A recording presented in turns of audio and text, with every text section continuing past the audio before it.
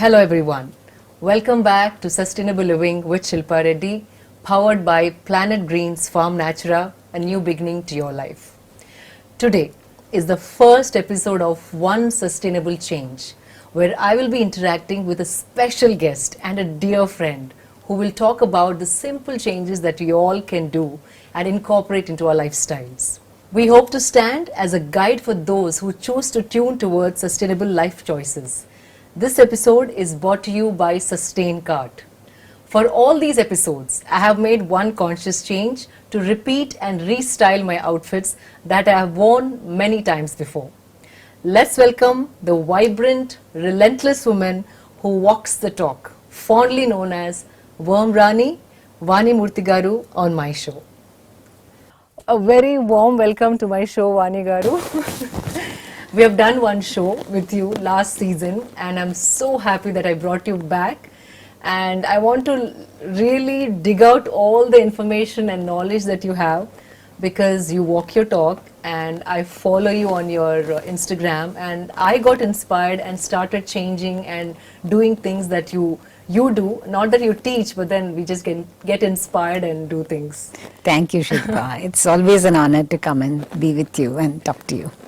So this episode, Vani Garu, we will talk about one conscious change that people can bring about in one aspect of life. Okay. So today we want to talk about celebrations, festivals and gifting. In our country we have so many festivals and we look for reasons to celebrate. We have multiple occasions for weddings and birthing ceremonies and so many other things, you know that. So I want to ask you what kind of changes we all can make, simple changes, without becoming inconvenient and still enjoy celebrations, festivals and gifting. Very true, because celebrations are something that needs to be kept simple, because we think celebrations means it has to go overboard. I think that's what people are doing of late. So we also need to be very conscious of what happens after the celebrations. Are we leaving things behind that could damage our ecosystem? E-invites, and you can send out WhatsApp invites and all that. So you minimize the use of paper, and then you plan with the caterer to see how you can have nothing disposable, like right from the cutlery that you use or the the serving sets that you use could be all reusable ones, which are not either paper or plastic. And then decorations, that's another big thing nowadays, that it's so grand and everything is like goes overboard. Correct. I think you can simplify that, use flowers, local flowers. It could be cloth decorations, colorful cloth, that instead of all the thermocols and the plastics and other things that use everything that is local, that is that can be biodegradable. It can go back to building soil, not end up in the ocean or in the river that's polluting. So I think we need to be making conscious choices. So wedding, again, gifts, what kind of, so in my son's wedding we had written in the e-invite that no bouquets, and no boxed gifts. So wonderful. we never got even one bouquet. I mean, it was a request, and people did honor it, and that was something so amazing. So we could even do that, and also return gifts could be plants that people can take back and nurture them, and birthday parties, anywhere in any celebration it could be. We'd have so many festivals, Yes. we could actually celebrate it by having families together, eating home cooked food, even buying lot of sweets. It comes packaging. Correct.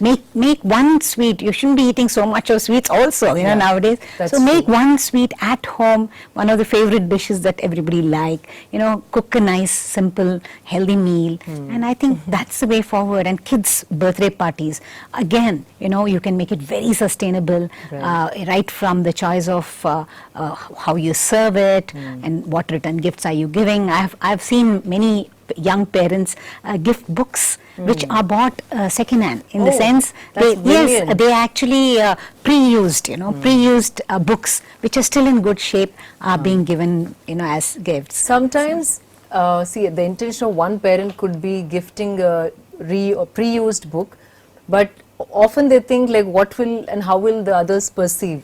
So I personally feel this because I did it for my son's birthdays. I write a note saying by doing this we are saving so much paper, or there's some purpose if you give to a person who's receiving it. It also, kind of they value it more than just, judge you, because a lot of people Right. fear saying that I might feel this way, but the other person might not take it the right way. So adding a story and how that gifting is impacting ecology also probably will stir an emotion in people who are receiving it. Very also. true. They also understand the thought behind what Like you're how doing. you said no bouquets. Yeah. I mean, if that was not said out loud, they would have brought it, but now they become conscious of not bringing it. Exactly. So saying it out loud and having a story behind it and the purpose behind it, I'm sure humans do understand that, right? Very true. Very true. Yeah. So Vani Garu, let's talk about gift wrapping, because I've seen the options that are available today in the market. Everything is shiny, plastic, those plastic bows and ribbons and whatnot. Yeah, they're all plastic. Everything is made of things that are harmful, and it looks nice. So it is important for us to avoid that, because the more we give with eco-friendly packaging, it's better for the planet. And it doesn't have to look good, So maybe something that in paper, Right. or an old dupatta. You can be creative about Exactly. wrapping your gifts. Once I remember, in fact, my son was a little embarrassed because every gift is packed in old newspaper, Yeah. and I take crayons and then just draw hearts and stars and use some jute. So then he used to feel a little embarrassed, like, Amma, what is this, wrapping paper? Then I used to explain, then it made sense to him, and my gift packaging would stand out from the rest of the pile. Right. Then he took pride in that afterwards. And what about the kind of things you gift? Like, what thought should be put behind gifting a person? I would like you to Yeah. elaborate on that. I mean, definitely you should be talking about it. But to me, over a period of time, I just don't want to give gifts that people may like or may not like. So I have no clue, what someone will like, whether it's needed, whether they'll, so I just put cash in a cover and give. These days, So- everybody has everything. Yeah. You're right. We really don't know Absolutely. what they really need. Yeah. So, or I'll ask them, would you want okay. this? And again, you can't ask everybody. Exactly. With close relatives and, your sisters and your nieces and nephews, you can ask, what would you like? Correct. But I would rather them buy what they want, So I just absolutely. put it in a cover, and slowly I'm stopping gifting as a practice. Okay. I don't want to receive gifts. Right. And I'm also cutting down on, too much of Right. gifting. Yeah. So what, from where I stand, gifting sometimes becomes important. So what I do is I only try to, gift something which is coming from an artisan. Like, if you see, all the Indian crafts in our country are mostly sustainable, unless Right. they have made changes in the recent past. All handmade. Yes, handmade, whether it's handloom or these artifacts, the furniture which is upcycled, like little things, the ones we use in puja room, everything is either metal or handloom or cane or, different art forms, the paintings, there's so many art forms that we have. So if you're really indulging, I feel you have to make sure that money is spent to uplift another craft or art that is sustainable. That's an absolutely lovely thought. Yes, I'm sure that could be the best alternative to mindless gifting. Just buy something in a vase or something like that. People Correct. just give anything and everything. So yeah, Absolutely. So we've spoken about how to reduce waste and be conscious of our celebrations along with gifting, gift packing.